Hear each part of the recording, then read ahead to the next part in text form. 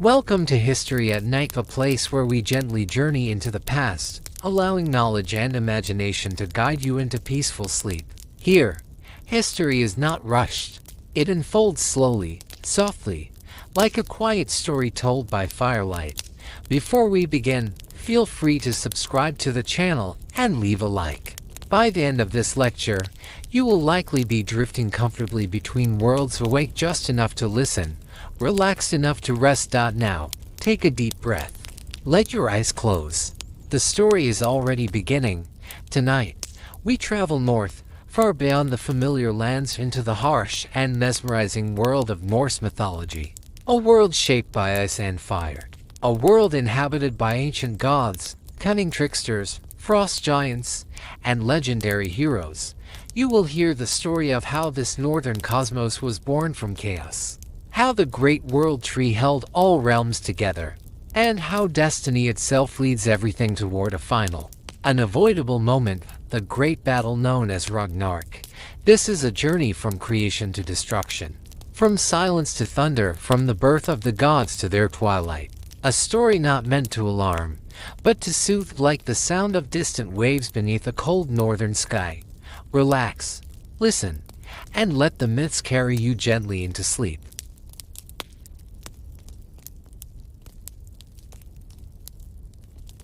Asterisk creation of the world from chaos. These myths were born more than 1,000 years ago among the Scandinavian peoples, the inhabitants of what is now Sweden, Norway, Denmark, and Iceland. Life in the harsh northern lands, shaped by cold winds, long winters, and an unforgiving sea, deeply influenced how these people imagined their gods and understood the structure of the universe. Their deities and heroes are powerful and fearless, yet they are also driven by strong emotions, passions, cruelty, and very human weaknesses. It is this combination of strength and fragility that makes Norse mythology feel vivid, dramatic, and deeply relatable even today. Most of what we know about Norse mythology has survived thanks to two medieval sources known as the Elder Edda and the Younger Edda. Without them, much of this ancient worldview would have disappeared forever. The Elder Edda, also called the Poetic Edda, is a collection of Old Norse poems and songs composed roughly between the 9th and 10th centuries. For generations, these verses were passed down orally, recited by skalds around hearth fires and in great halls. They were not written down until the 13th century in Iceland. The authors of these poems remain unknown, but within them lie the oldest and most authentic versions of the myths about the gods, the giants, and legendary heroes. The Younger Edda, also known as the Prose Edda, was written around the year 1220 by the Icelandic historian and poet Snorri Sturluson. Snorri carefully read all the ancient myths in clear and structured prose, aiming to preserve the old stories and help new generations understand their meaning. Thanks to his work, countless myths that might have vanished with time have survived and reached us across the centuries. Our journey begins at the very beginning, at the moment when, according to Norse belief, the universe itself was born out of chaos.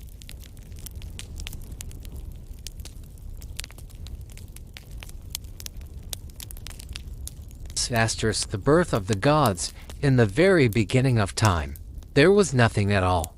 No sky, no earth, no light. There existed only an endless icy void, which the ancient Norse called Ginnungagap. It was a primordial abyss, empty of life, warmth, and sound. A boundless, shapeless expanse filled with darkness, silence, and absolute stillness. After countless ages, two completely opposite realms slowly emerged within this emptiness. In the far north appeared Niflheim, a world of eternal ice, frost, and mist. It was a bleak and colorless land, wrapped in thick fog and freezing cold. At its heart lay the icy spring Hvergelmir, from which countless rivers flowed. These rivers carried poisonous, freezing waters that gradually hardened into massive glaciers, towering ice blocks, and frozen mountains. The air was so cold that no living being could survive even for a moment near its borders. At the far southern edge of existence rose the complete opposite of Niflheim, the fiery realm of Muspelheim. Here, flames ruled everything. Oceans of molten lava churned endlessly, firestorms raged across the land, and the air shimmered with unbearable heat. This realm was illuminated by an eternal blaze that never dimmed. Muspelheim was home to the fire giants, fierce and powerful beings who thrived within flame and chaos. They were ruled by the fearsome giant Surtur, who wielded a blazing sword. Ancient prophecies foretold that Surtur would one day play a decisive role in the destruction of the world. For a long time, the vast emptiness of Ginnungagap lay between these two incompatible realms. But slowly, the distance between fire and ice began to close. Streams of freezing frost from Niflheim crept southward, while tongues of flame from Muspelheim reached north. When cold and heat finally met, the first spark of creation was born. From this meeting of ice and fire, drops of moisture formed, and from these drops, the first life emerged out at the very center of Ginnungagap, where heat melted ice. A colossal being slowly took shape. Thus was born Ymir, the first living creature, a giant of unimaginable size. His body was so vast that it defied all comprehension. As Ymir slept, new beings came into existence from him. From the sweat beneath his left arm were born a male and a female giant, and from his legs emerged another powerful being, the six-headed giant Thorgelmr. In this way, Ymir became the ancestor of all giants, the Jotnar, who would later inhabit the realm of Jotunheim. Ymir was not alone in this early world. Alongside him appeared a great cosmic cow named Audhumla. She nourished Ymir with streams of rich milk, allowing him to grow strong. In turn, Audhumla sustained herself by licking the salty ice blocks that surrounded her in Ginnungagap. One day, as she licked the ice, something extraordinary happened. Slowly, a shape began to emerge from the frozen surface. First appeared hair, then a head, and finally the full form of a tall and radiant being. From the ice was born Buri, the first god. He became the ancestor of the divine race known as the Uasir. Buri had a son named Bor, who took as his wife the giantess Bestla. From their union were born three sons, Odin, Vili, and Vi. These three brothers were destined to shape the fate of the universe itself. Odin, the oldest, already stood out for his wisdom and strength of spirit. In time, he would become the supreme god and ruler of Asgard, the realm of the gods. As the sons of Bor grew, they observed that Ymir and his descendants were violent, chaotic, and impossible to live alongside in peace. The brothers realized that coexistence with the giants could never bring order. Together, they made a fateful decision. They attacked Ymir. In a brutal and titanic battle, Odin and his brothers slew the primordial giant. His blood poured forth in such vast torrents that it flooded Ginnungagap, drowning nearly all the giants. Only one survived, Ymir's grandson Bergelmir, who escaped with his wife by floating away. From them, a new generation of giants would descend. After Ymir's death, Odin, Vili, and Vi used his enormous body to create the world. From his flesh they formed the earth. From his bones they raised mountains and cliffs. His teeth and shattered bones became stones and rocks. His blood turned into seas and rivers. His skull was lifted high and placed above the world as the sky, supported at its corners by four dwarves set in the four directions of the world. Ymir's hair became trees and forests, while his scattered brain formed the heavy clouds drifting across the sky. To bring light into this newly shaped world, the gods captured sparks and flames from Muspelheim and placed them in the heavens, creating the stars, the sun, and the moon. When the world was complete, Odin and his brothers walked along the shores of the newly formed sea. There, they found two tree trunks washed onto the sand, in ash and an elm. From these, the gods decided to create the first humans. Odin breathed life and spirit into the wood, giving them breath. Vili granted them mind, intelligence, and the ability to feel. Vi gave them form, speech, sight, and hearing. Thus were born the first man and woman, named Ask and Embla, meaning ash and elm. The gods found them beautiful and placed them in the center of the world, in Midgard, the realm of humans. Midgard was surrounded by a vast ocean and protected from the giants by high mountains and mighty walls. And so the creation of the world was complete. And no age began, the age of gods and humans. An age of adventure, great deeds, and tragic destinies that still lay ahead, waiting to unfold beneath the branches of the great cosmic tree.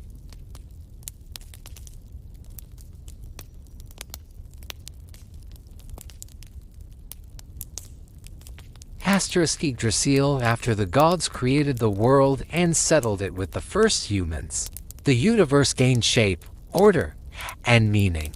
Yet to hold together such different realms, something greater was required, something that could bind all existence into a single whole. This foundation of Norse mythology is the immense sacred tree known as Yggdrasil. Yggdrasil is a majestic ash, the world tree, rising above all creation and uniting the 9 worlds. It is so vast that its roots and branches pass through every realm, connecting them into one living system. Through Yggdrasil, balance is preserved, and life and order endure despite the constant threat of chaos and destruction. The branches of Yggdrasil stretch high into the heavens, while its 3 mighty roots reach deep into different parts of the universe. Beneath each root lies a sacred place or spring. One root extends to the well of Urd, beside which dwell the 3 Norns, the goddesses of fate. Their names are Urd, Verdandi, and Skuld, meaning the past, the present, and the future. These powerful beings weave the destinies of all living creatures, gods and humans alike, shaping what has been, what is, and what will be. Each day, the Norns draw water from the well of Urd and pour it over the root of Yggdrasil, sustaining the tree's life and strength. By doing so, they preserve the stability and harmony of all 9 worlds. Another root reaches the well of Mimir, hidden deep beneath the earth at the source of cosmic wisdom and memory. Mimir is an ancient being, guardian of the well and keeper of profound knowledge, everything that has happened and everything yet to come. The water of this well grants insight and wisdom, and anyone who dares to drink from it gains the ability to perceive hidden truths and understand the deepest mysteries of existence. The 3rd root extends into the dark and icy realm of Niflheim, where it is gnawed constantly by the fearsome dragon Nidhogg. This creature endlessly chews at the root, seeking to weaken the foundations of the world and hasten its eventual destruction. In the crown of Yggdrasil dwells a wise eagle, watching over all the realms from above. Along the trunk runs a restless squirrel named Ratatoskr, carrying mocking and hostile messages between the eagle and the branches and Nidhogg below, spreading tension and discord throughout the tree. For noble deer graze upon Yggdrasil's leaves and young shoots. Yet despite this constant strain, the tree continues to live, grow, and endure. Upon the different levels and branches of Yggdrasil lie the 9 worlds, each inhabited by distinct beings with their own laws, natures, and destinies, together forming the vast and fragile cosmos of Norse mythology.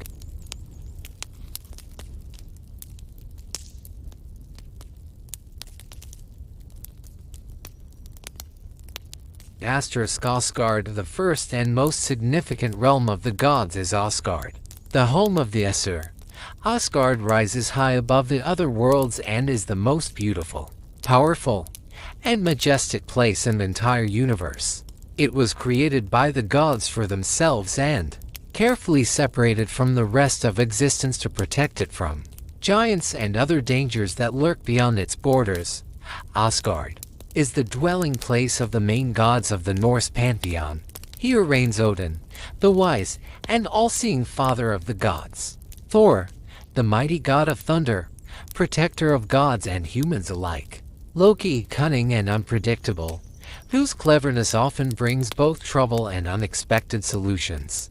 Tyr, the brave god of war and honor. And Heimdall, the vigilant guardian of the gods.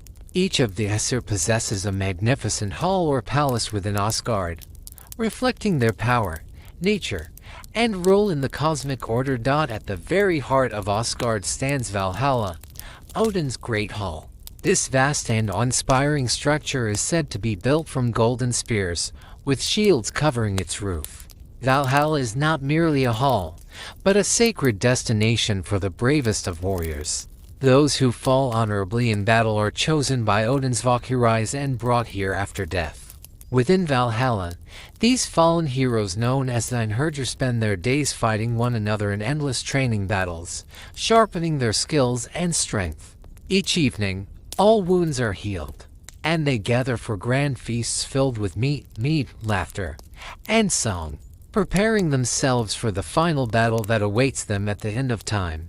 Connecting Asgard to the world of humans is the radiant rainbow bridge Bifrost. Shimmering with colors and blazing with divine energy, this bridge is both beautiful and perilous. It is constantly guarded by Heimdall, whose senses are so sharp that he can hear grass grow and see across vast distances.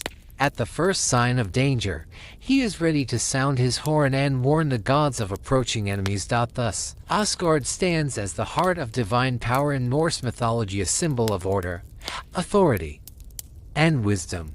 From this lofty realm, the Aesir watch over the worlds, defend the fragile balance of the cosmos, and prepare for the day when even the gods themselves will face their destiny in the great events yet to come.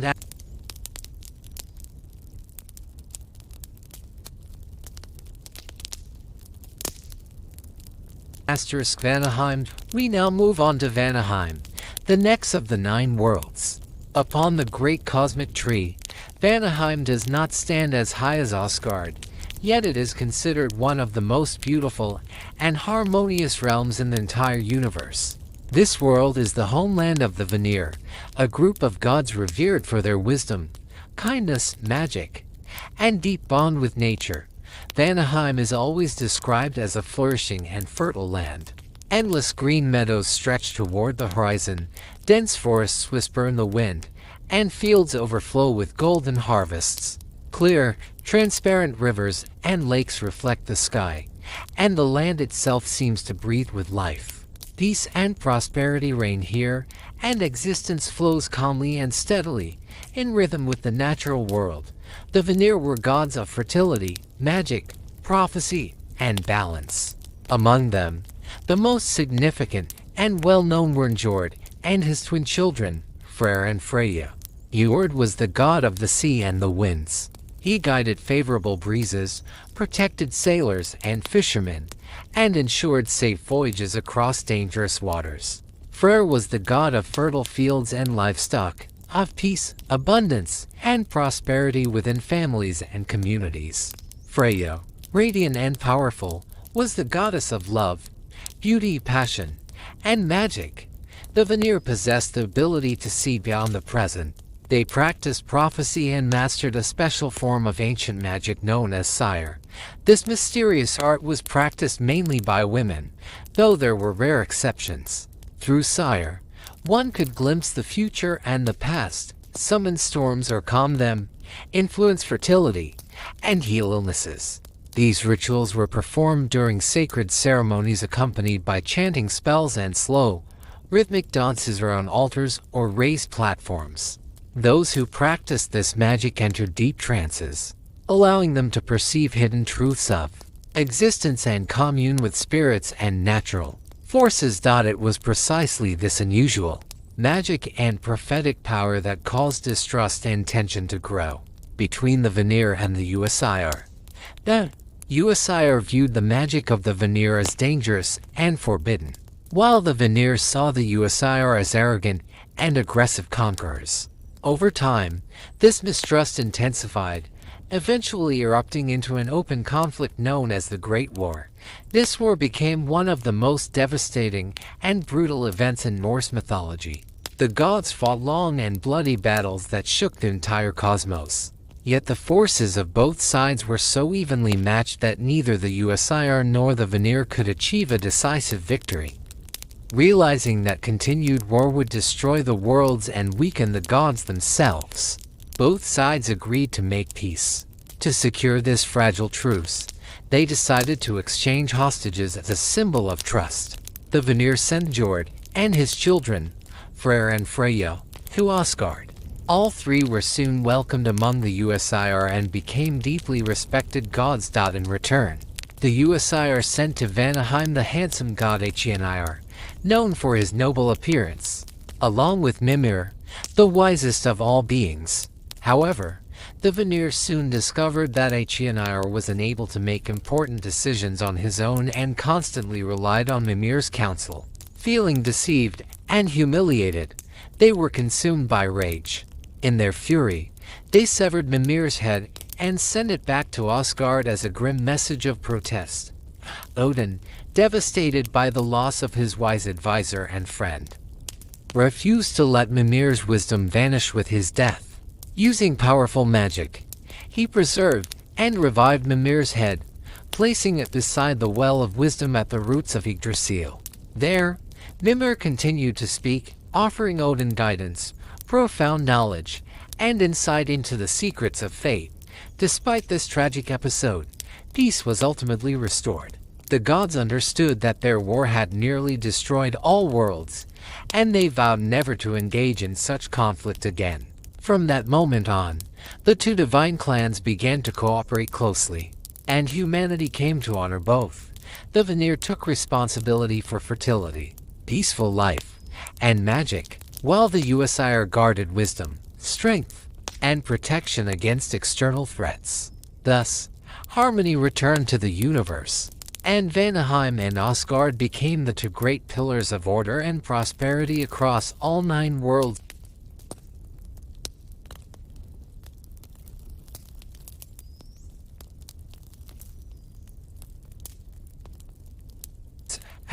Midgard. The next world on the branches of Yggdrasil is Midgard, the home of humankind.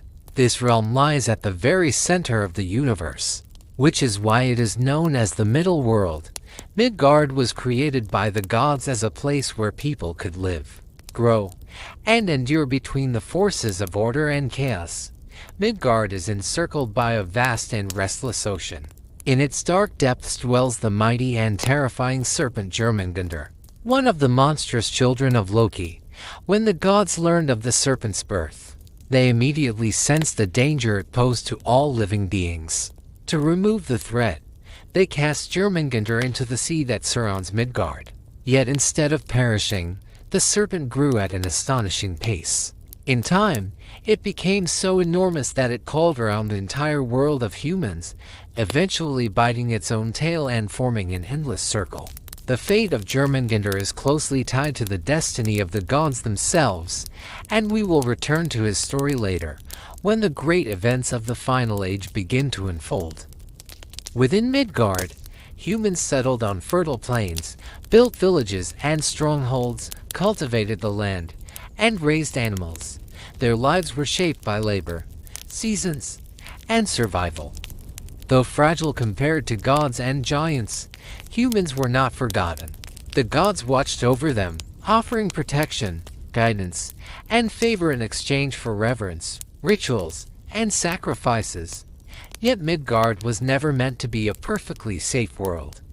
Despite the gods' efforts, it remained vulnerable to threats from beyond its borders. Giants from Jotunheim, monsters born of ancient chaos, and dark forces from other realms could still find their way into the human world. Because of this, people were always dependent on divine protection, especially on the strength of Thor, the thunder god. Armed with his hammer Mjölnir, Thor tirelessly defended Midgard, striking down giants and monsters, standing as the shield between humanity and the terrors that lurked beyond the known world.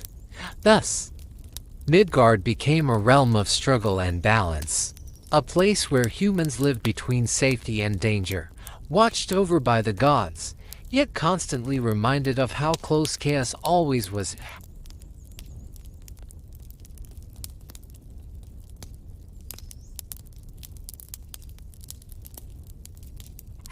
Jotunheim. To the east of Midgard lies Jotunheim, the realm of the giants, descendants of the ancient being Ymir, who was slain by the gods at the creation of the world. Jotunheim is a harsh and inhospitable land, much of it covered with eternal snow and ice, jagged mountains with razor-sharp peaks, and dark, gloomy ravines. Warmth and sunlight are rare here. And the cold is so severe that an ordinary human could not survive in this land. The giants, or Jotnar, are ancient and powerful beings, endowed with immense physical strength, colossal size, and formidable magical abilities. They are capable of taking many different shapes and forms. Among them are not only frost giants, but also fire giants, mountain giants, and forest giants, each able to command natural forces and elemental powers. Some are described as monstrous and terrifying, with multiple heads and distorted bodies, yet others possess great beauty and wisdom. One such example is the Skadi, who became the wife of the god Njord. The giants are in constant conflict with both gods and humans, posing a serious threat to the balance of the worlds. Between Asgard, Midgard, and Jotunheim, wars and clashes arise regularly. Giants often attempt to kidnap gods and goddesses, steal magical artifacts, or seize power over other realms. They rely not only on brute strength, but also on cunning and deception. Many of them can change their appearance, transforming into humans or animals to trick the gods and infiltrate their domains. Despite this enduring hostility, there are moments when giants and gods form alliances or even intermarry.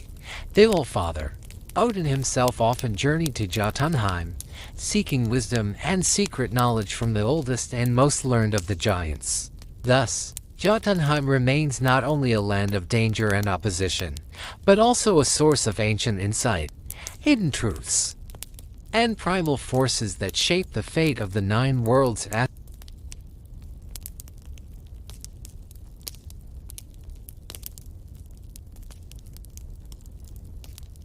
Alfheim, the next world upon the great tree, is Alfheim, a bright and beautiful realm inhabited by the Light Elves.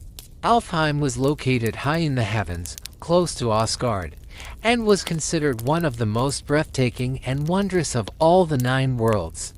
Light and warmth reigned there eternally. The air was filled with the fragrance of flowers and the sound of exquisite music, while the sky itself glowed with a constant golden radiance that never faded. The Light Elves were graceful and slender beings, beautiful and almost divine in nature. Their skin and hair shone like rays of sunlight, and their movements were light, fluid, and elegant. They possessed remarkable magical abilities and far surpassed humans in the arts of music, poetry, and craftsmanship. The elves were masters of healing plants and enchanted herbs, knowing the secrets of restoration, vitality, and long life, friendly toward both gods and humans. The Light Elves often offered wise counsel and magical gifts.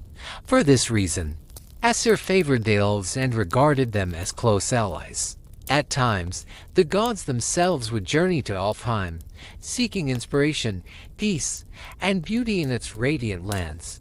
Thus Alfheim stood as a realm of harmony and light, a place where magic and artistry intertwined, reflecting the gentler and more luminous side of the Norse cosmos.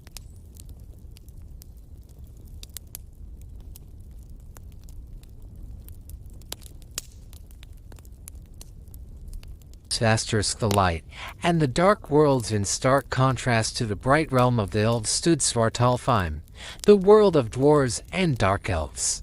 This realm lay deep beneath the earth, hidden within vast underground caves and winding labyrinths, illuminated only by the faint glow of precious gemstones and subterranean fires. Svartalfheim was a shadowy and mysterious place, where eternal twilight reigned. Sunlight never reached these depths, and the air was thick with the scent of stone, metal, and ancient magic. The inhabitants of this world, dwarves and dark elves, were short and stocky beings, with powerful, muscular bodies and stern, weathered faces. They possessed unparalleled mastery in smithing and craftsmanship, holding profound knowledge of metals, gemstones, and magical runes. It was the dwarves who forged many of the gods' most legendary artifacts: Thor's hammer Mjölnir, Odin's spear Hrungnir, and the magical ring Draupnir, which endlessly multiplied itself. Despite their gruff and often irritable nature, Dwarves were ingenious and cunning artisans, capable of creating objects of extraordinary power and beauty. The Dark Elves, however, were far less welcoming than their light-born kin. They were secretive, treacherous, and unpredictable, wielding a darker form of magic. Their actions were often dangerous, and at times cruel. Dark Elves avoided contact with other worlds, preferring to remain within their underground cities and hidden workshops. When gods or heroes sought their aid, it was always a perilous endeavor that demanded caution and careful negotiation. Thus, Alfheim and Svartalfheim stood as two opposing poles of the Norse cosmos. One was radiant with light, harmony, and beauty, a realm of benevolent and graceful beings. The other was cloaked in shadow and mystery, rich in powerful magic and ancient secrets, inhabited by master craftsmen and elusive, dangerous creatures. Together, these worlds embodied the eternal balance between light and darkness that lay at the heart of Norse mythology.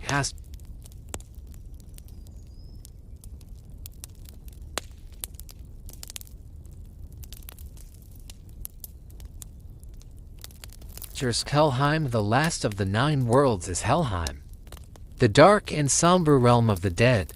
Helheim lies deep beneath earth, in the most distant and shadowed depths of the universe, a place where sunlight never reaches, and where warmth and joy do not exist. The journey to Helheim is long, cold, and difficult.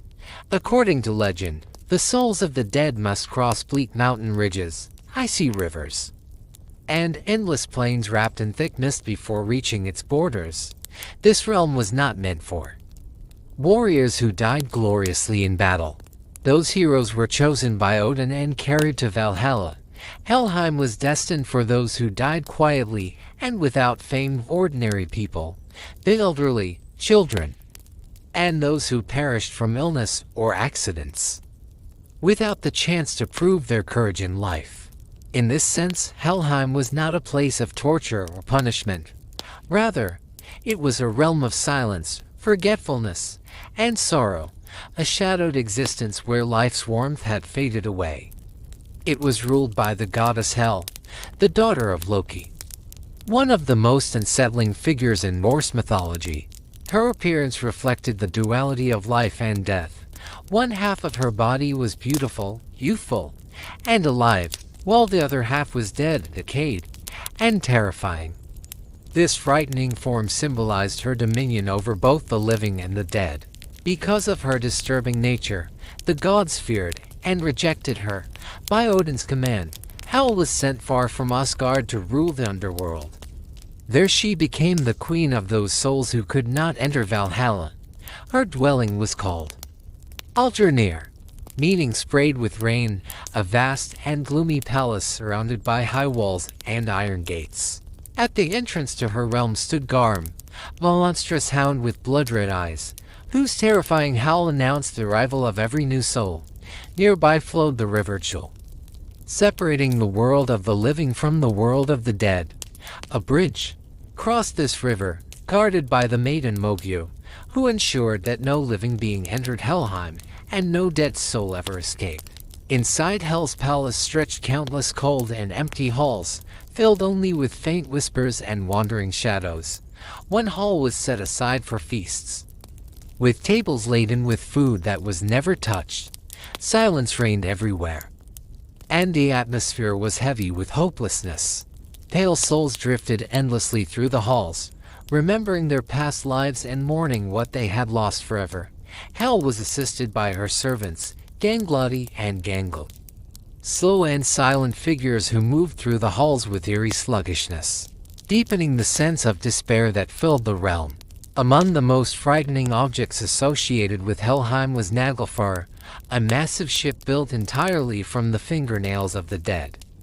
It was believed that if people did not trim their nails during life, they would become part of this dreadful vessel after death. For this reason, people took great care of their nails, hoping to delay the ship's completion. Another terrifying creature linked to Helheim was the dragon Nihugger, who dwelled nearby. He fed on the bodies of the dead and gnawed relentlessly at one of the roots of Yggdrasil, weakening the world tree and bringing the end of all things ever closer. Helheim was considered one of the most unsettling realms in Norse mythology. It was a place of eternal sorrow and quiet despair, ruled by a goddess whose haunting form reminded all living beings of the inevitability of death and the fragile nature of existence itself.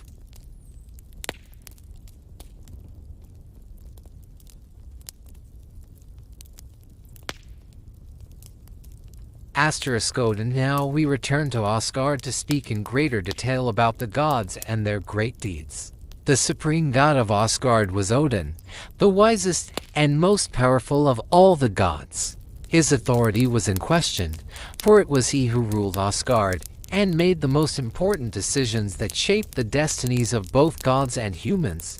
Odin was the god of wisdom, poetry, magic, and hidden knowledge. He possessed the ability to penetrate the deepest mysteries of existence, to see what was concealed from others, and to communicate with spirits.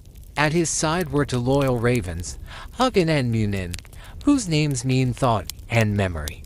Every day they flew across all the worlds and returned to Odin, whispering to him everything they had seen and heard throughout the universe. He was also accompanied by two fierce wolves, Jerry and Freki, who guarded him and followed him wherever he went.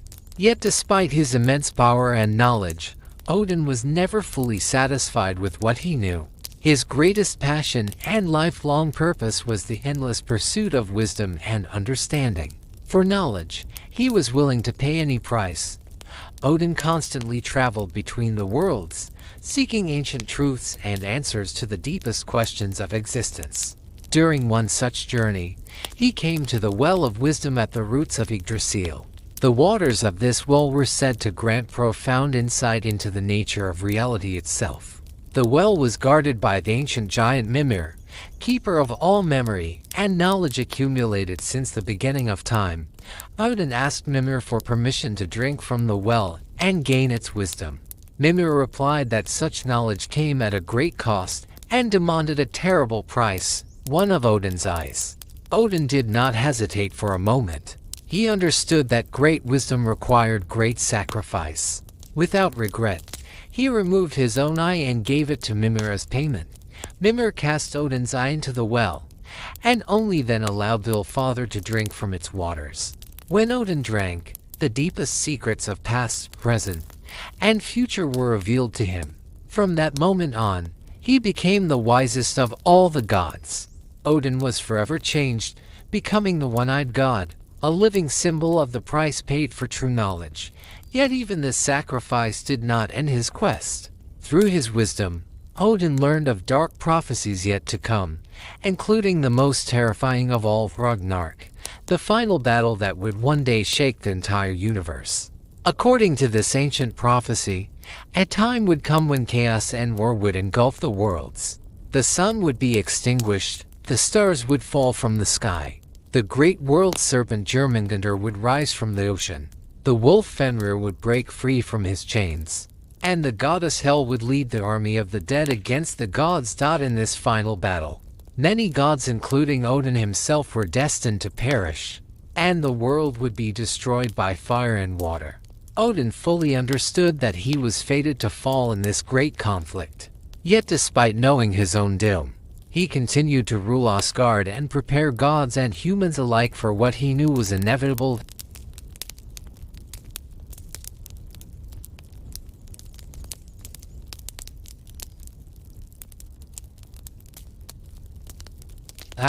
Odin and the runes. Odin's thirst for wisdom did not end with the sacrifice of his eye. At the well of knowledge, one day, he chose to undergo an even more terrible trial in order to grasp the secret magic of the runes, ancient symbols of immense and dangerous power. The runes were believed to reveal the future, command the forces of nature, and influence the fate of gods and mortals alike. But such knowledge could never be gained freely. To receive it, one had to endure unimaginable suffering and offer the greatest sacrifice possible, oneself. Odin came to the great world tree, Yggdrasil, and willingly hung himself upon its branches. He pierced his own body with his spear and refused all food and drink. For 9 long nights he remained suspended from the sacred ash, bleeding, starving, and tormented by pain. Cold winds cut through him, darkness surrounded him, and his strength slowly faded. Yet he did not turn back. During those dreadful days and nights, Odin hovered between life and death. In that liminal state, where consciousness dissolves and the soul drifts beyond the physical world, the deepest secrets of existence began to reveal themselves to him. At the end of the 9th night, when his life was nearly extinguished, the runes finally appeared. They rose before him as glowing, ancient signs born from the depths of the cosmos itself. With the last of his strength, Odin grasped them and absorbed their meaning, a hidden structure of reality, the laws of magic, and the power to shape destiny. At that moment, he fell from the tree, broken and exhausted, yet transformed. He had gained knowledge no other being possessed. From then on, the runes became Odin's greatest treasure. He shared their wisdom only with the chosen few, teaching them the arts of magic, prophecy, and sacred understanding. His ordeal was never forgotten by gods or humans, remaining forever a symbol of the ultimate sacrifice, proof that true wisdom demands pain, devotion, and the courage to face the abyss itself.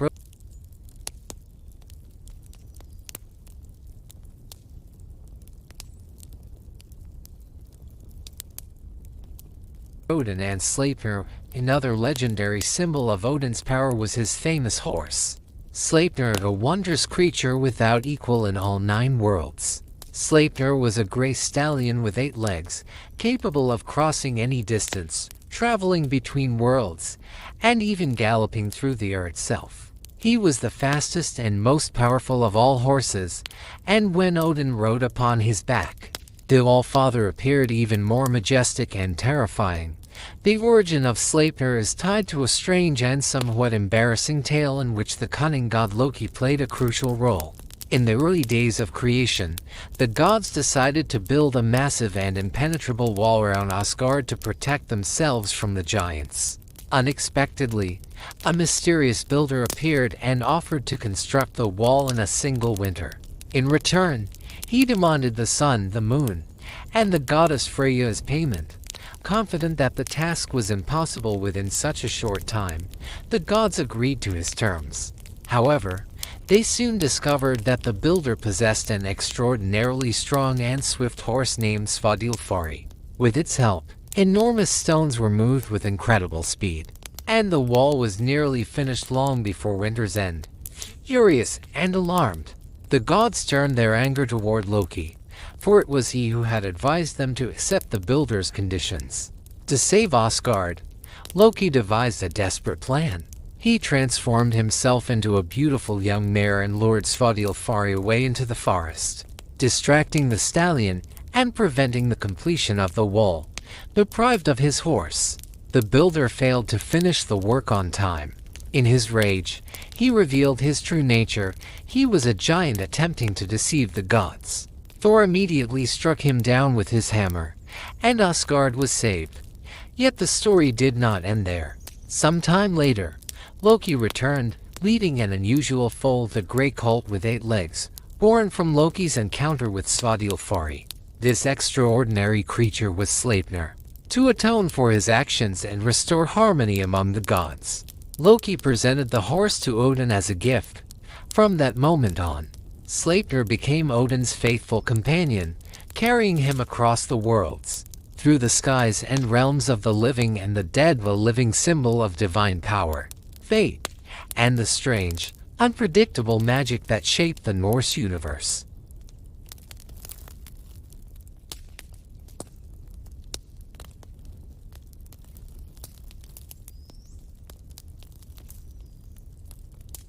Thor and the hammer Mjölnir. Now we turn to one of the most famous and revered gods of Asgard, the mighty Thor.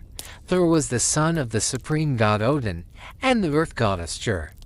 From the moment of his birth, he was destined to become the great protector of both gods and humans. He was the god of thunder, the defender of Asgard and Midgard against giants and monstrous beings that constantly threaten the worlds of gods and mortals.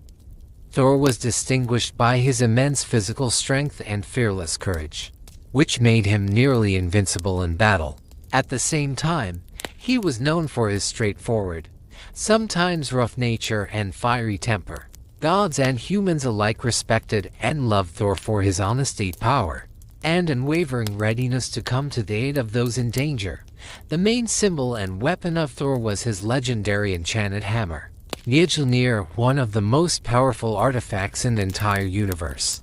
The story of its creation is unusual and closely tied to yet another trick played by the cunning god Loki. One day, Loki, notorious for his pranks and mischief, decided to play a cruel joke on Sif, Thor's wife, who was famous for her magnificent golden hair. Under cover of night, Loki crept into her chamber and cut off all her hair, leaving Sif completely bald. When Thor discovered what had happened, he flew into a terrible rage. Learning that Loki was responsible, he seized him and threatened a brutal punishment. Terrified, Loki swore to fix what he had done.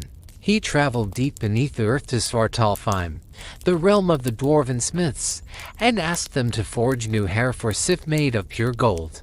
The dwarves, masters of their craft, created not only wondrous golden hair that attached itself to Sif's head and shone even brighter than before, but also forged Odin's spear Hrungnir and the magical ship Skiblanir for the god Freyr.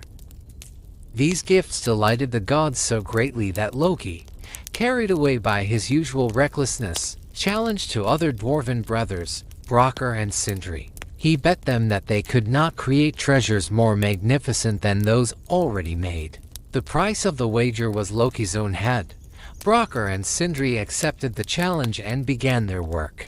While Sindri carefully forged the treasures, Brokkr worked the bellows. Loki, determined to sabotage them, transformed himself into a bothersome insect and repeatedly stung Brokkr, biting his eyelids and neck in an attempt to disrupt the process. Despite this, the brothers succeeded in creating extraordinary artifacts.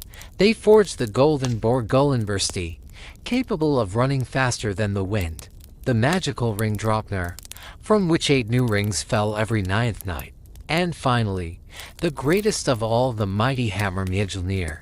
Because of Loki's interference, the hammer's handle turned out shorter than intended, making it impossible to wield with 2 hands. Yet despite this flaw, Mjölnir's power was unmatched. The hammer always struck its target with perfect accuracy and always returned to its owner's hand, no matter how far it was thrown. It could summon thunder and lightning and shatter any enemy, no matter how vast or powerful. The gods of Asgard declared that Mjölnir was the most powerful and valuable artifact ever forged, and Brokkr and Sindri were named the winners of the contest. Realizing he had lost, Loki tried to flee, but he was captured. Ever clever, he pointed out that the wager concerned only his head, not his neck, meaning the dwarves could not behead him without violating the terms of the bet. Furious at his trickery, the dwarves chose a different punishment. They took a thick needle and strong thread and sewed Loki's mouth shut, ensuring he could no longer mock or deceive with words. Thor received Mjölnir as a gift, and from that day on, he was never seen without it, the hammer that would become both a symbol of divine protection and a harbinger of thunder across the 9 worlds.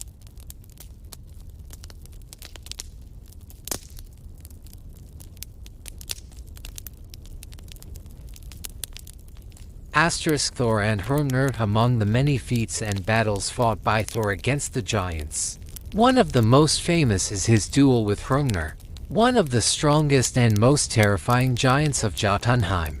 Hrungnir was renowned for his immense power and for his unusual weapons, a massive stone club and a shield made entirely of rock. One day, Hrungnir dared to enter Asgard itself, shocking and angering the gods with his boldness. He was invited to a feast, where he drank heavily and began to boast crudely, threatening to destroy Asgard, kill the gods, and carry the goddesses away to Jotunheim. At that point, the Usir called for Thor to deal with the insolent giant. When Thor entered the hall and faced Hrungnir, the giant did not retreat. Instead, he challenged the thunder god to an honest duel, naming the place and time of the battle. Thus, the great confrontation was arranged on the border between Asgard and Jotunheim. Hrungnir stood armed with his enormous stone shield and club, while Thor prepared to hurl his hammer. They attacked each other at the same moment. Thor's hammer Mjölnir flew toward the giant just as Hrungnir hurled his stone club at the god. Mjölnir shattered the stone weapon and struck Hrungnir directly in the head, smashing it to pieces and killing the giant instantly. Fragments of the shattered club scattered in all directions, and one sharp shard lodged itself in Thor's forehead. Later, the giant's sorceress Grow removed most of it, but a small fragment remained forever in the god's head, a lasting reminder of the duel. Before the battle, the giants of Jotunheim had also fashioned a clay giant named Nekrkalfi, hoping to frighten Thor. This giant was enormous and imposing, but utterly useless in combat, for his heart was cowardly. At the sight of Thor, he collapsed in terror and broke apart. Yet even this great victory did not free Thor from constant challenges and clashes with the giants. On one occasion, he set out on a dangerous journey to Jotunheim together with the god Loki and a human named Jalfi. Along the way, they spent the night in a strange, massive structure resembling a great hall.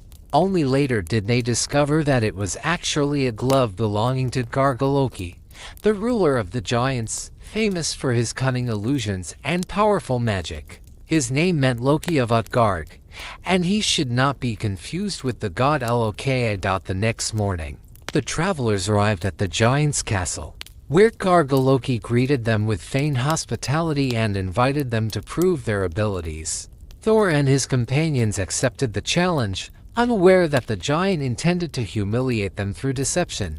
First came Loki, who claimed he could eat faster than anyone. He was matched against a giant named Loki. Loki devoured all the food, but still lost, for Loki consumed not only the meal but also the wooden plates and the table itself. Next, Jalfi competed in a race, but his opponent Hugi was far faster and left him no chance of victory. Finally, it was Thor's turn. The giant presented him with several tasks that appeared simple but were, in truth, nearly impossible. First, Thor was asked to drink from a horn that was said to be emptied in 3 gulps. Thor drank 3 times with immense effort, yet the horn was not drained. Then he was asked to lift an ordinary-looking cat. Thor strained with all his might but managed only to raise it slightly from the ground. Lastly, he was told to wrestle an old woman named Ellie, but to his shame, he could not move her and eventually fell to one knee. The next day, Loki revealed the truth. All the contests had been powerful illusions. Loki was fire itself, which consumes everything in its path. Hugi was thought itself, and thus unbeatable in speed. The drinking horn was connected to the ocean, and Thor's gulps had actually lowered the sea level. The cat was in reality Jormungandr, the great world serpent, and the fact that Thor had managed to lift it even slightly terrified the giants. The old woman Ellie was old age itself, which no one can overcome. Despite the explanation, Thor was furious and prepared to destroy Loki. But the giant and his castle vanished like mist, leaving Thor and his companions standing alone on a desolate plain.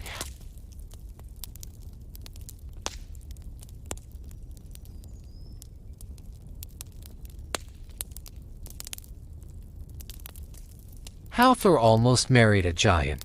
One of the most unusual and humorous stories in Norse mythology tells how Thor nearly married a giant in order to recover his stolen hammer, Mjölnir. One morning, Thor awoke to discover that his precious hammer was gone. Mjölnir was the chief symbol of protection for Asgard and the human world, and its disappearance was a disaster for the gods. Alarmed and furious, Thor immediately went to Loki. Knowing that the cunning god was often the key to solving such mysteries, Loki borrowed Freyja's magical feather cloak, transformed himself into a falcon, and flew to Jotunheim to discover who was behind the theft. There he encountered the giant Thrym, who openly admitted that he had stolen the hammer and hidden it deep beneath earth. Thrym named his price. He would return Mjölnir only if the goddess Freyja agreed to become his bride. When Freyja heard this demand, she flew into a rage and refused outright to marry a giant.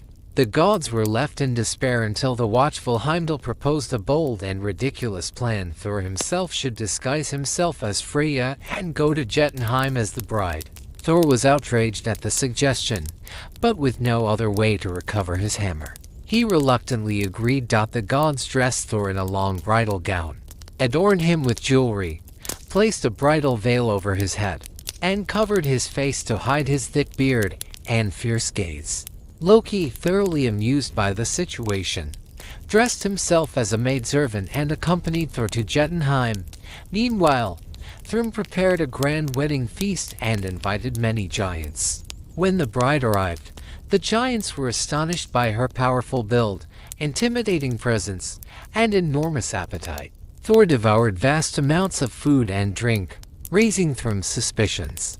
When he asked Loki why the bride was eating so strangely, Loki quickly explained that Freyja had been so nervous about the wedding that she had not eaten or drunk anything for 8 days and nights. Thrym then attempted to lift the veil to kiss his bride, but when he caught a glimpse of Thor's blazing, furious eyes, he recoiled in fear. Loki once again smoothed things over, claiming that Freyja's eyes burned so fiercely because of her overwhelming love and excitement. At last came the moment Thor had been waiting for. According to tradition, Thrym ordered Mjölnir to be brought forth and placed in the bride's hands to bless the marriage. The instant the hammer touched Thor's grip, he threw off his disguise, revealed his true identity, and unleashed his terrible wrath. The giants froze in horror as the god of thunder stood before them. Thor struck down Thrym first and then turned Mjölnir against the other giants, crushing them one by one. The wedding feast became a rout, and the giants were utterly defeated. In this way, Thor reclaimed his beloved hammer and preserved the honor of the gods of Asgard, despite Thor's usual seriousness and ferocity. This tale remained in the memory of gods and mortals alike as one of the funniest and most extraordinary stories in all of Norse mythology, a reminder that even the mightiest gods sometimes triumph through cunning, disguise, and a touch of absurdity.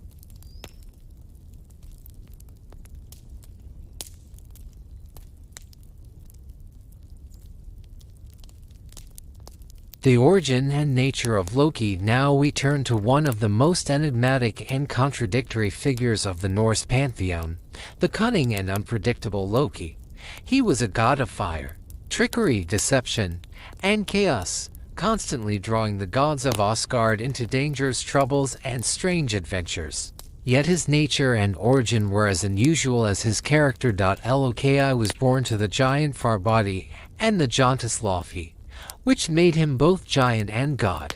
This mixed heritage explains his dual and shifting nature, where the raw power and cunning of the giants blended with the sharp intellect and agility of the Aesir. Despite his origins among the Jotnar, Loki was accepted among the gods from the very beginning. More than that, Odin considered him a blood brother and a trusted companion on many perilous journeys. The gods of Asgard valued Loki for his intelligence, quick thinking, and sharp tongue, although his biting jokes and clever schemes often provoked irritation and anger even among the most patient of them. For a long time, Loki managed to maintain a fragile balance between being useful and being dangerous, constantly walking the thin line between ally and threat. Loki had a wife, the goddess Sigyn, loyal and devoted, who remained by his side even during his darkest moments. But alongside this marriage, Loki also had a secret and fateful union with the giantess Angrboda, one of the most powerful and fearsome sorceresses of Jotunheim. Angrboda lived in the wild and tamed forests at the edge of the giants' realm and practiced dark, ancient magic. From this ominous union, marked by prophecy and dread, were born 3 terrifying beings who embodied the greatest fears of gods and mortals alike. The first and most dreadful of Loki's children was the monstrous wolf Fenrir. Even as a cub, he inspired fear among the gods. Fenrir grew at an unnatural speed, and it soon became clear that he posed a grave threat to the very existence of the divine order. The Aesir tried to bind him with chains, but he shattered every restraint with ease. At last, they turned to the dwarves, who forged a magical fetter called Sleipnir. It looked thin and soft as silk, yet it was stronger than anything in the world, crafted from impossible things such as the sound of a cat's footsteps and the breath of a fish. Fenrir sensed deception and refused to be bound unless one of the gods placed a hand in his mouth as a sign of trust. Only Tyr, the god of war and justice, was brave enough to agree. When Fenrir realized he had been tricked, he bit off Tyr's hand. Thus, the wolf was bound until the day of Ragnarök. Tyr paid a terrible price to secure the safety of Asgard. The second of Loki's dreadful children was the goddess Hel. She was born with a body divided into two starkly different halves. One side beautiful and alive like a young goddess, the other dead, decayed, and corpse-like. When the gods saw Hel, they were filled with horror and decided she could not remain among them. Odin cast her down into the dark realm of the dead, where she would rule over those who died without glory. The third child, as we already know, was the immense serpent Jörmungandr, the world serpent. From the moment of his birth, he inspired terror among the gods. Fearing his growing power, they hurled him into the vast ocean that encircles the world of humans, hoping that there he would be contained and unable to threaten the realms. Thus, through Loki's bloodline, chaos, fate, and destruction were woven into the very fabric of the Norse cosmos, setting the stage for the events that would one day culminate in Ragnarök.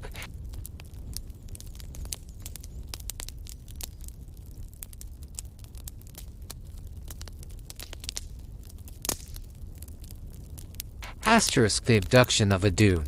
One of the most dramatic stories connected to Loki is the abduction of the goddess Idunn and her magical apples of youth. Idunn was the guardian of sacred apples that granted the Aesir eternal youth and vitality. As long as the gods ate these fruits, they remained strong, powerful, and ageless. Without them, however, the gods would begin to grow old, weak, and vulnerable. One day, Odin, Loki, and the god Hrungnir set out on a long journey across the lands of Midgard. After traveling for some time, they stopped to prepare a meal over a fire. Yet no matter how long they cooked, the meat refused to roast. Soon they noticed a huge eagle perched in a nearby tree. The eagle revealed that it was the reason the fire would not cook the food and offered a bargain. It would allow the meal to be prepared if the gods agreed to share it.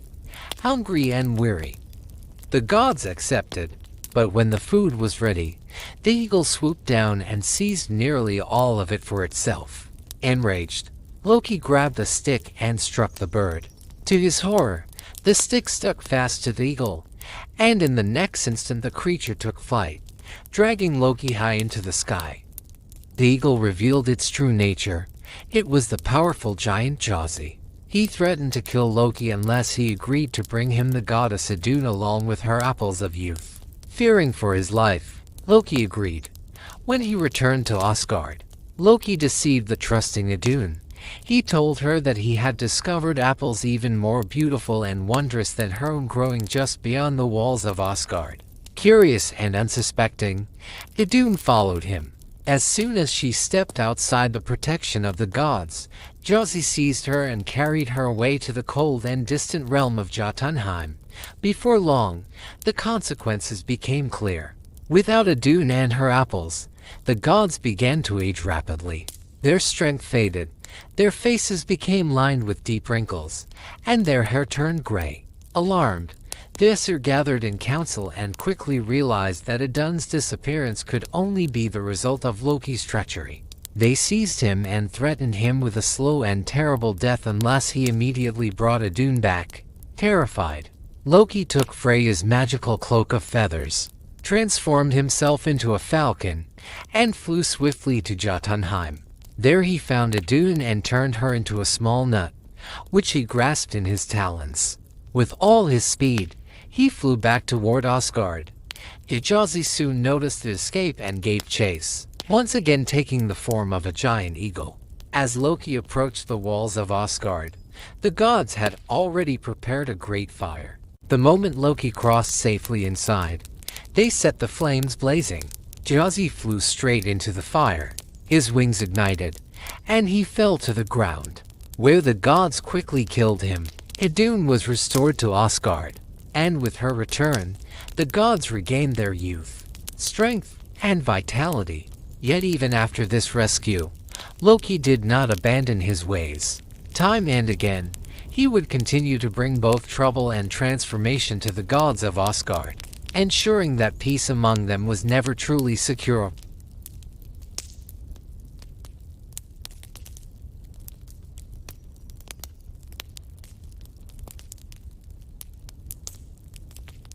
Loki's Flyting, one of the most scandalous episodes that revealed Loki's true nature, became known as Loki's Flyting. One day, the sea god Ygir hosted a great feast for the gods of Asgard. Almost all were invited except Loki. When he learned of this insult, rage filled his heart. Loki burst into the banquet hall and demanded a seat at the table.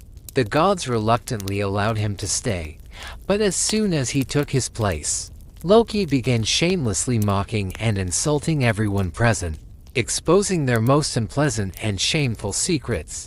He first attacked Bragi, the god of poetry, calling him a coward and a weakling incapable of heroic deeds. Then he turned to Idunn, accusing her of foolishness and naivety for allowing herself to be abducted along with her apples of youth. Next, Loki directed his venom toward the goddess Freyja, accusing her of promiscuity and claiming she had been willing to lie with every god and even with giants. This accusation caused outrage, but Loki did not stop there. He then confronted Odin himself, reminding the father of dishonorable acts and accusing him of cowardice and hypocrisy.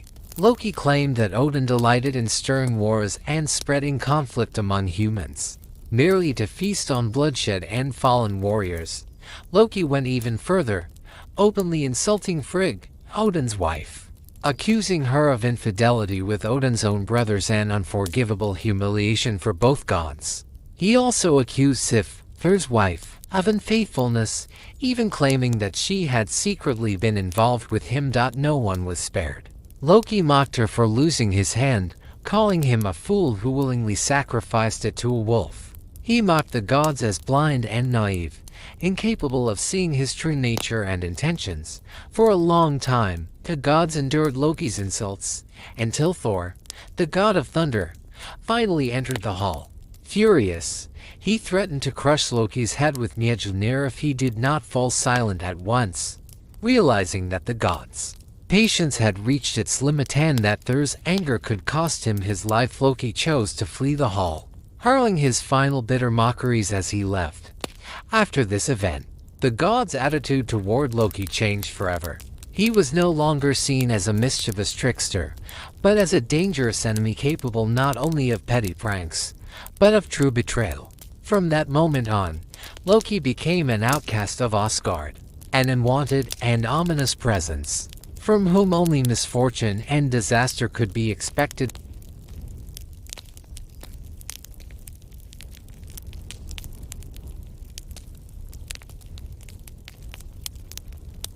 Freyja and the necklace Brísingamen. You may have already noticed that the goddess Freyja attracted extraordinary attention, not only from the gods, but also from giants, elves, and even mortal men. This was hardly surprising. Freyja was the goddess of love, beauty, and fertility, and her image embodied everything one could imagine about irresistible feminine allure. She possessed radiant golden hair that shone like the sun, eyes filled with passion and enchantment, and a figure whose grace captivated all who beheld her. Yet Freyja herself was far from indifferent to beauty. Above all else, she loved exquisite objects and magical adornments. The most famous and coveted of her treasures was the necklace Brísingamen, a wondrous piece of jewelry that not only enhanced her beauty, but made her utterly irresistible even to gods and giants who believed themselves immune to her charms. The story of how Freyja obtain this necklace is as extraordinary as the goddess herself. One night, while wandering through the world beneath the starlit sky, Freyja came upon a hidden forge deep within the earth. There, four master dwarves were crafting a magnificent ornament of unmatched beauty. They called it Brísingamen, the flaming necklace, for it glimmered and shimmered like living fire, rivaling the brilliance of the stars themselves. The moment Freyja saw the necklace, she knew she had to possess it no matter the cost. She offered the dwarves gold, precious gems, and countless treasures, but they refused, saying they had no need for wealth, for they could forge anything they desired with their own hands. Instead, they proposed a far more unusual and daring price. The necklace would belong to Freyja only if she agreed to spend one night with each of them, driven by her overwhelming desire for Brísingamen. Freyja accepted their condition after only brief hesitation. She spent 4 nights with the dwarves, and once the agreement was fulfilled, they handed over the necklace. With Brísingamen around her neck, Freyja's beauty was magnified beyond measure, making her even more captivating and powerful than before. Before long, however, Odin learned of how Freyja had acquired the necklace, and he was furious. He saw her actions as a disgrace to the gods and believed she had dishonored the Aesir by striking such a bargain. To punish her and teach her a lesson, Odin commanded Loki to steal Brísingamen. Loki transformed himself into a tiny insect and slipped unnoticed into Freyja's chamber at night. Carefully, he removed the necklace from her neck and delivered it to Odin. When Freyja awoke and discovered the loss of Brísingamen, she was consumed by despair. Without the necklace, she felt diminished, stripped of her greatest source of power and allure. She immediately knew who was responsible and went straight to Odin, demanding the return of her treasured necklace. Odin agreed, but only under cruel conditions. He demanded that Freyja incite a bloody war between 2 powerful kings in the world of men, forcing them into a brutal and devastating conflict. Tormented by grief and unable to part forever with Brísingamen, Freyja reluctantly agreed. She fulfilled Odin's demand, setting the war in motion, and only then did she receive her necklace back. Thus, Brísingamen not only restored Freyja's lost beauty and enchantment, but also became a symbol of the price that must be paid for great beauty, desire, and overwhelming passion, a reminder that even the gods are not free from the consequences of their choices.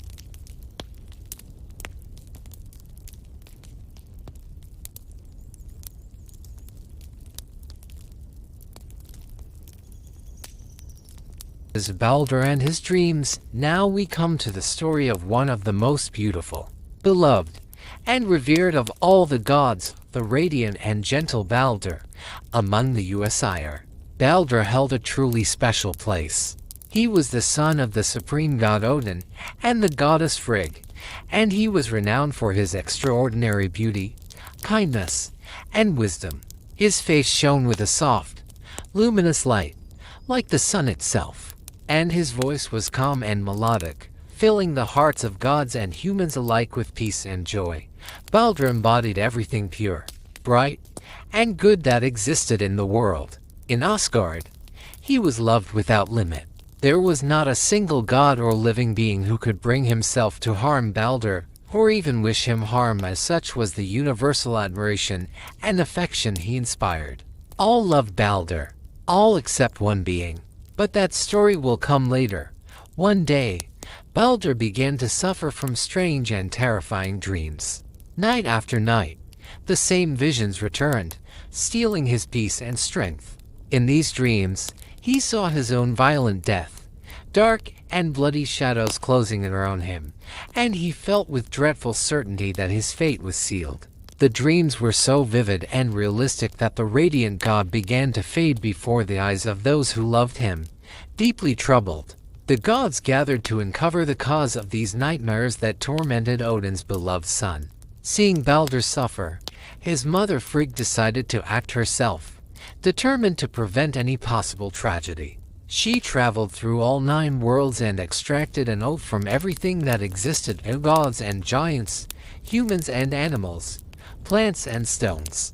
metals and waters, that none of them would ever harm Baldr. Frigg believed that her son was now safe from all danger.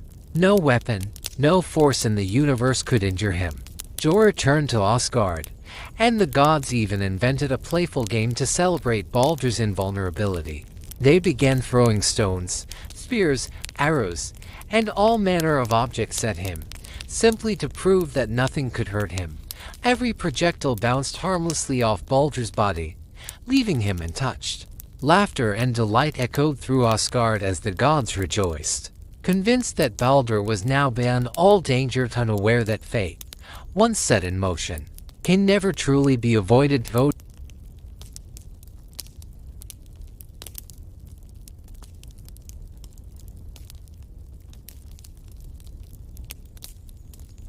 Odin and the Völva, but joy and calm proved deceptive. Odin, the wisest of the gods, understood that Baldr's dreams were no mere coincidence, but a warning of an approaching catastrophe. Seeking the truth, he resolved to descend into the dark realm of Hel, the kingdom of the dead. There, in the depths of that shadowed world, Odin awakened an ancient Völva, a prophetic seeress, to question her about the meaning of his son's terrible dreams. He came disguised under another name and concealed his true appearance, hoping the Völva would not recognize him.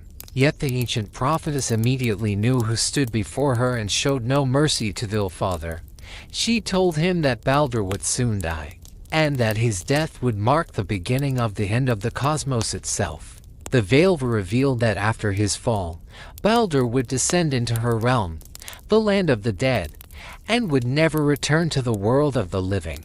His death would be the first step toward Ragnarök, the final, devastating battle between the gods and the forces of chaos, destined to shatter all existence and forever alter the fate of gods and mortals alike. Shaken to his core by what he had heard, Odin returned to Asgard in silence, concealing the truth from the other gods. He hoped, against all reason, that the disaster could still be prevented. Even though the prophecy itself was unyielding, Baldr continued to live among the gods, radiant and beloved. But now a shadow hung over his bright head, a shadow of inevitable tragedy that would soon descend upon Asgard, plunging it into grief and despair. Baldr himself, unaware of the full truth, felt only an inexplicable sorrow and heaviness settling deep within his heart, as though his soul already sensed the fate that awaited him.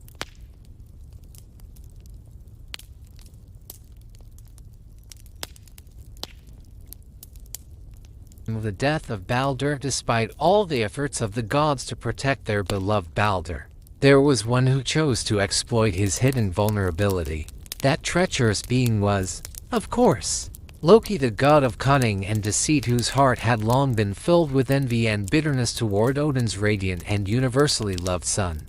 Loki watched as the Usir played their game, testing Baldr's invulnerability by throwing stones, spears, and arrows at him, none of which could cause him any harm. Yet Loki suspected that Baldr must still possess a weakness, something that had been overlooked. Disguising himself as an old woman, Loki went to the goddess Frigg and, through clever questioning, discovered the truth. While gathering oaths from all things in existence, Frigg had overlooked one plant she considered too young and harmless to matter: mistletoe.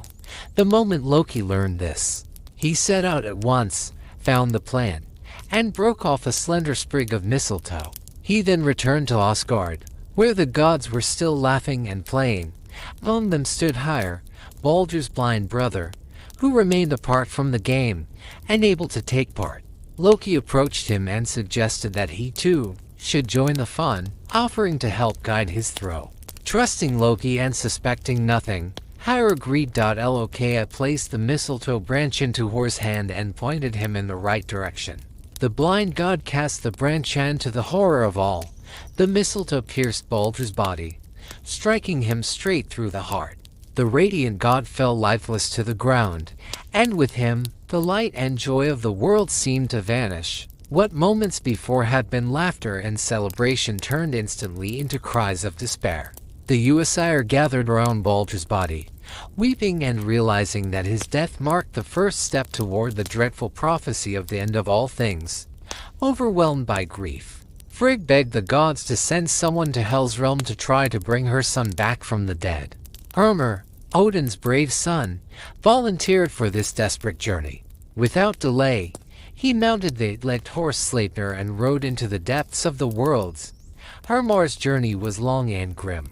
He crossed frozen rivers, dark mountains, and desolate plains until he finally reached Helheim, where he stood before Hel herself, the goddess of the dead. Hel agreed to release Baldr, but only under one condition. Every being in the entire universe, living and lifeless alike, must truly weep for him, proving that he was loved by all.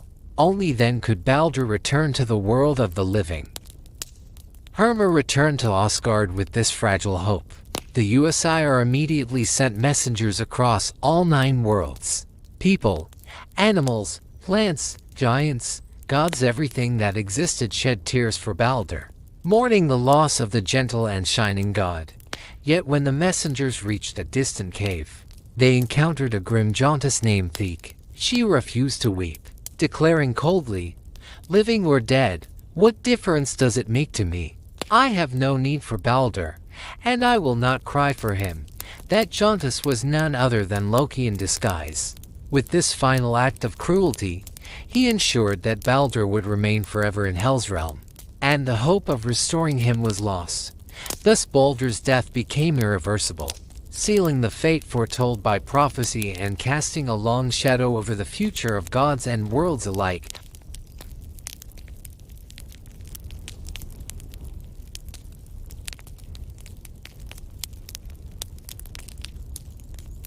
The punishment of Loki. When the Usir learned of Loki's betrayal, their fury knew no bounds.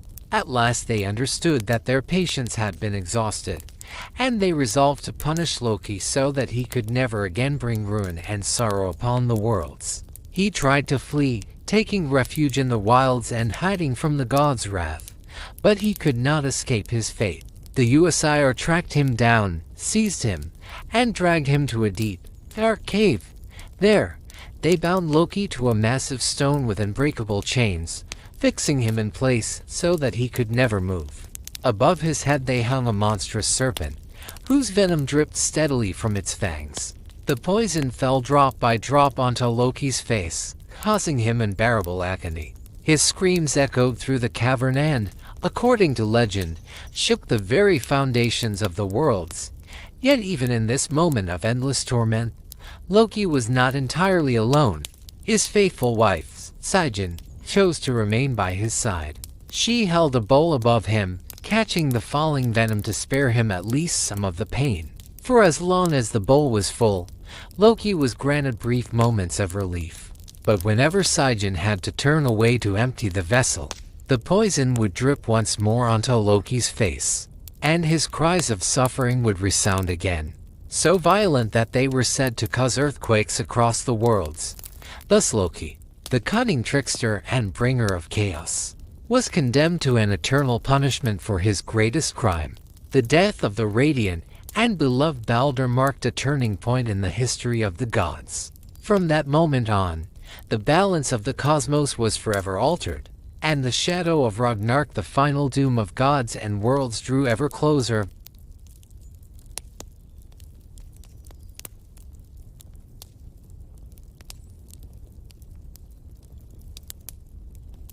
The turning point.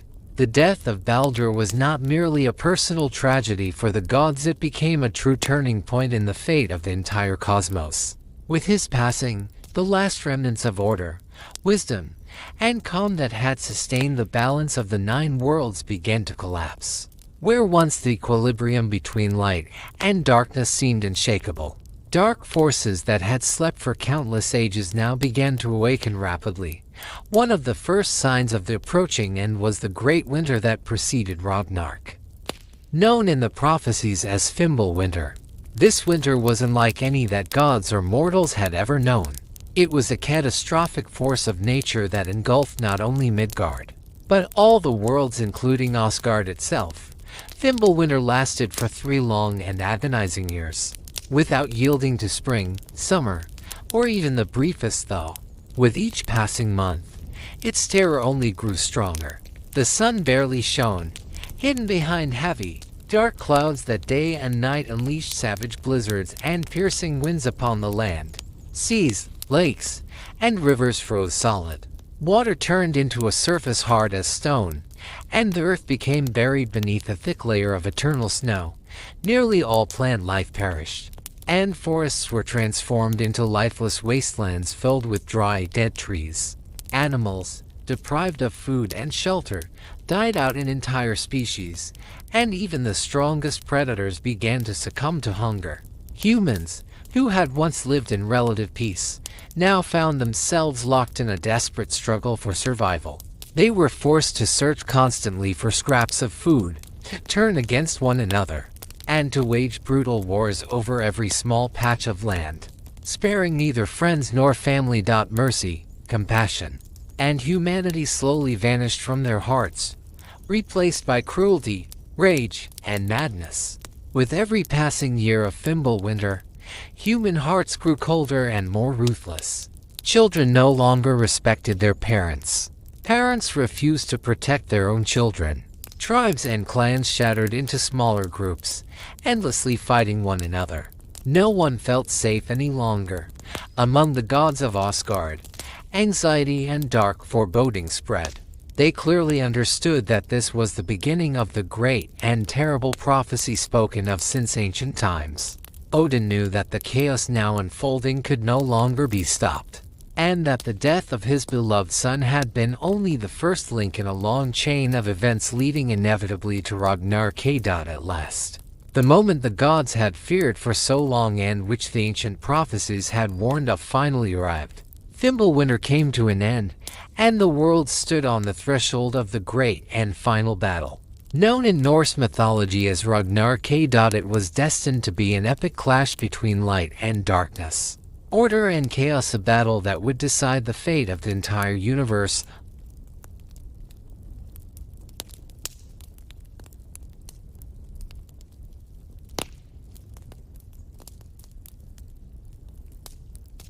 The beginning of Ragnarök, the beginning of the end, was marked by dreadful omens.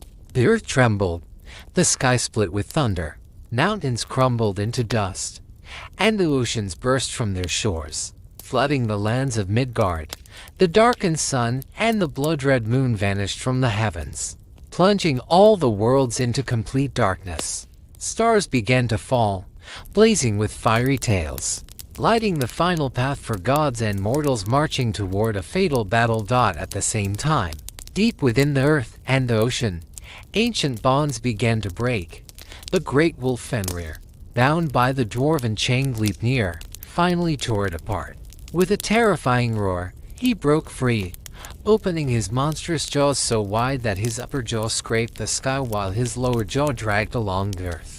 His eyes burned with crimson hatred toward the gods who had deceived and imprisoned him. At the same moment, deep in the sea abyss, the world's serpent Jörmungandr began to rise from the depths.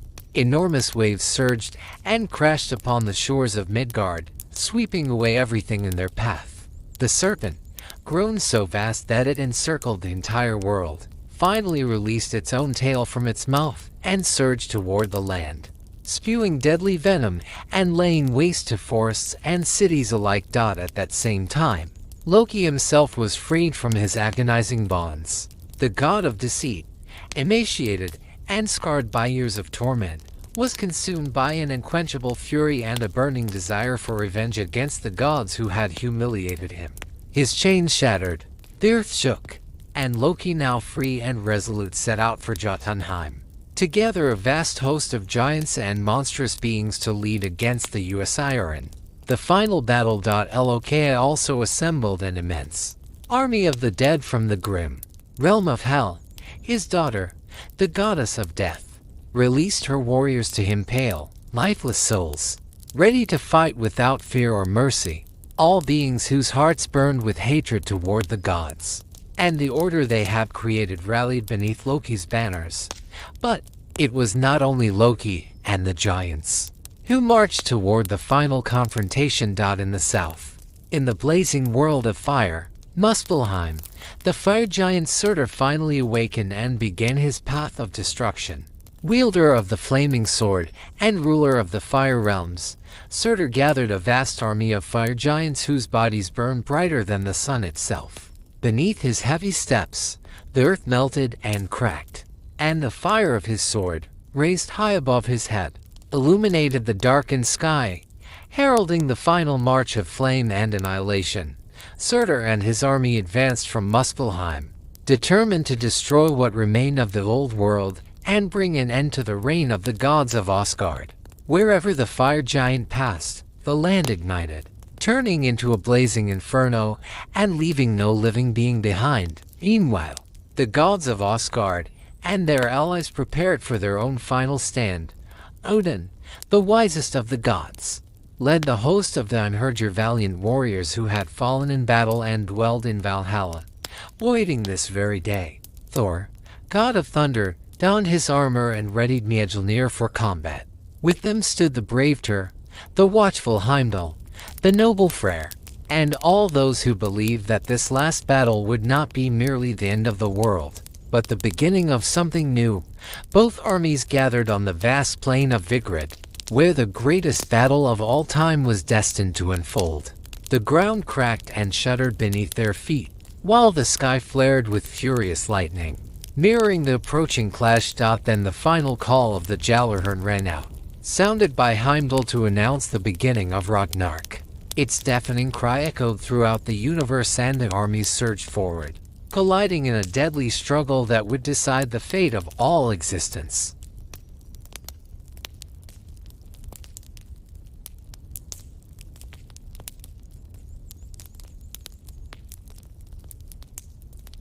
The Battle of Thor and the World's Serpent. One of the most epic confrontations of the final battle was the deadly duel between Thor, the god of thunder, and the world's serpent Jörmungandr, also known as the Midgard serpent. Their destinies had been intertwined since the dawn of time, for ancient prophecies foretold that they were fated to meet in a decisive clash during Ragnarök. When the serpent rose from the depths of the ocean and crawled onto the land, the earth shook beneath the weight of its colossal body.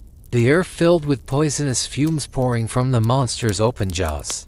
Its immense form, covered in rough, iron-hard scales, twisted and crushed everything in its path. Never before had gods or humans beheld a creature of such terrifying magnitude. Thor, the mighty defender of Asgard, had long known that this battle was his destiny.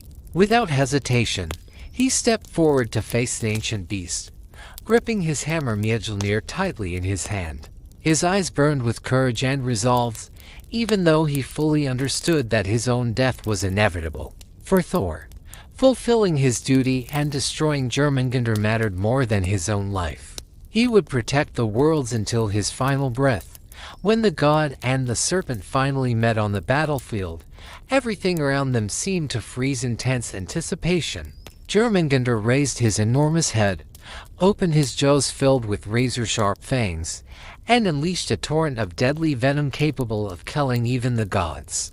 But Thor charged forward fearlessly, lifting his hammer high and dispersing the poisonous clouds with thunder and lightning. Their battle was savage and relentless. The ground trembled beneath Thor's feet, while the sky blazed with lightning unleashed by the blows of Mjölnir. Each strike shook the land and shattered the serpent's scales, from which poured scorching blood mixed with venom. Yet the serpent did not yield. Coiling its massive body, Jörmungandr attempted to crush Thor within its deadly rings. The struggle raged on, filled with unimaginable fury and tension. At last, summoning every last ounce of his strength, Thor delivered a final, devastating blow. Mjölnir struck the serpent's head, shattering its skull. Jörmungandr collapsed to the ground in a violent death throe, its enormous coils falling still. But victory came at a terrible price. Thor managed to take only 9 steps away from the fallen monster before the serpent's venom coursed through his body, poisoning him from within. He staggered, drew one final deep breath, and collapsed lifeless onto the earth. Thus perished the great god of thunder, slain beside the enemy he had defeated, sacrificing his life to fulfill his destiny and protect the worlds until the very end.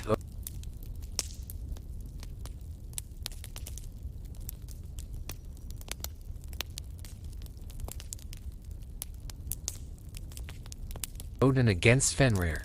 Another crucial and deeply tragic moment of the final battle was the duel between the Allfather Odin and the terrifying wolf Fenrir, the monstrous offspring of Loki.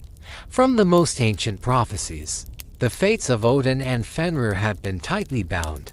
The supreme god of Asgard always knew that, at the end of days, he would face the giant wolf in a decisive and deadly confrontation, one whose outcome had already been foretold.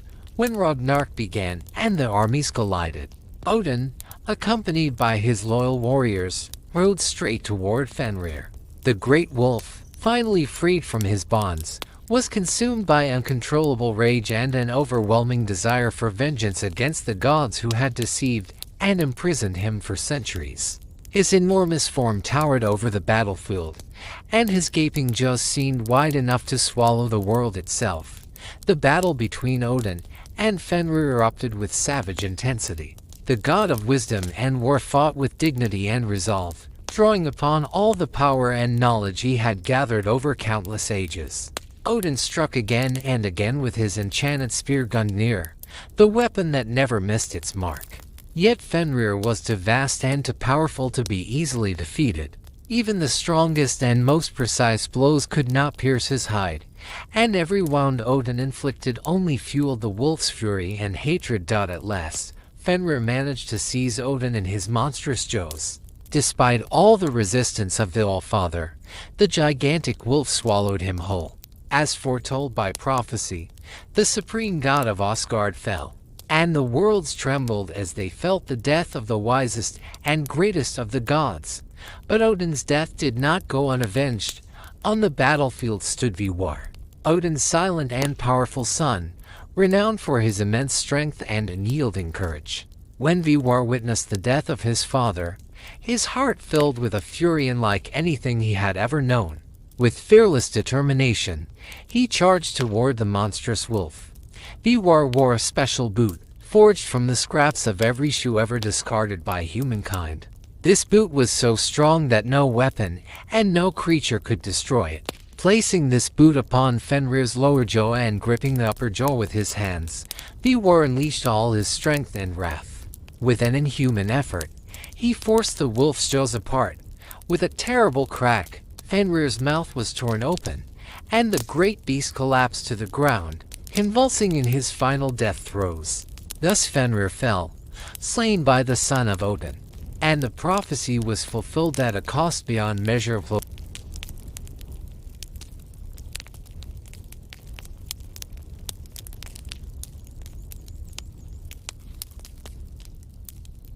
Loki against Heimdall. Another symbolic and deeply tragic duel of the final battle was the confrontation between Loki, the god of trickery and deceit, and Heimdall, the vigilant and wise guardian of Asgard. These two had long been sworn enemies. Heimdall, gifted with unmatched sight and hearing, had always seen through Loki's true nature and never trusted him. Their clash was inevitable. As the battle reached its peak, Loki and Heimdall met at the very heart of the chaos, surrounded by the endless clash of gods, giants, and the dead. Their fight began instantly, fierce and merciless, each determined to destroy the other at any cost. Loki, swift and cunning, relied on deception, defiance, and sudden strikes from the shadows. Heimdall fought with clarity and controlled fury, anticipating his enemy's movements with unshakable focus. Their duel lasted long and drained them both. At last, Loki managed to deal Heimdall a mortal wound. Yet in the final moment, Heimdall struck back, piercing Loki straight through the heart. Both gods fell almost simultaneously, lifeless upon the battlefield. Their deaths became a grim symbol of how far destruction and chaos had spread through the worlds. This was a war without victors, only mutual annihilation. But even these tragedies were not the final chapter. From the south, the fire giants of Muspelheim continued their relentless advance. Led by the fearsome Surtur, the fire giant, embodiment of unstoppable flame, wielded a sword that burned brighter than the sun itself. His army left behind nothing but ash and smoking ruins. Their march was like an all-consuming wildfire, sparing neither gods nor mortals.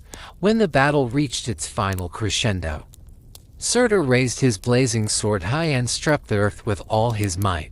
The ground split apart, and torrents of fire erupted from the cracks, spreading across all worlds with terrifying speed. Cities and halls of Asgard, forests and seas of Midgard, the frozen plains of Jotunheim, and the underground forges of Svartalfheim were all devoured by flame. Surtur did not stop until everything was reduced to fire and smoke. The flames rose so high that they swallowed the stars and the sky itself. Midgard burned to ash. Asgard and the other worlds collapsed in the inferno, destroying all that existed. The 9 worlds ceased to be, and from the former order of the universe remained only smoldering ruins and endless emptiness. Thus, the ancient prophecy of Ragnarök was fulfilled. The worlds returned to their original state, plunged back into primordial chaos and silence. Yet even in total destruction, hope remained. The old prophecies promised that after the death of the old world, a new age would come. From the ashes, the universe would be reborn, cleansed of past suffering, free from ancient mistakes, and ready to begin anew.